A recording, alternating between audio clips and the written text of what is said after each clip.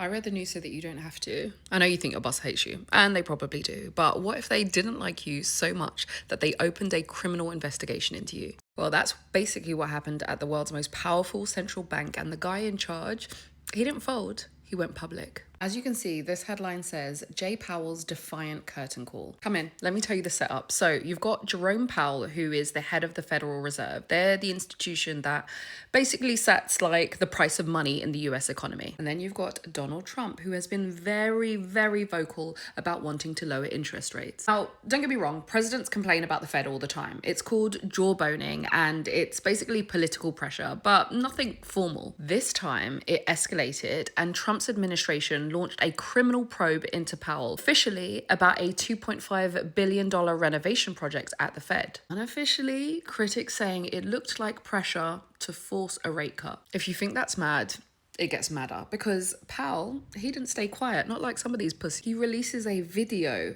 4K on a Sunday, basically accusing the president of using the justice system as leverage. Now, I would say this is completely unprecedented in the 100+ year history of the Fed, but obviously, I mean, we haven't had access to videos in that way, so you can imagine it is. So what was the reaction? Well, every former living Fed backs him. Economists from both parties saying, yeah, they crossed the line. And even Janet Yellen calls it an extreme threat to independence. The thing is, if politicians can just threaten central bankers with legal action every time that they don't like the interest rate, then monetary policy stops being about the economy, doesn't it? It just becomes about politics.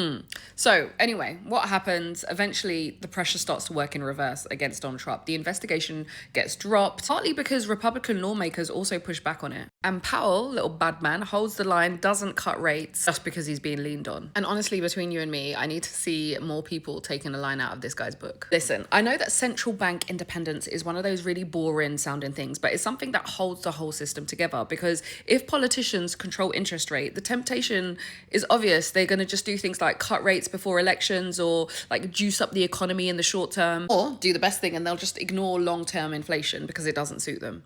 And that's how you end up in countries where inflation spirals and currencies collapse. And the irony is this, because the US has always positioned themselves as having like really strong institutions, basically the gold standard. And you've got former officials saying that the behavior basically looks like emerging markets with weak institutions.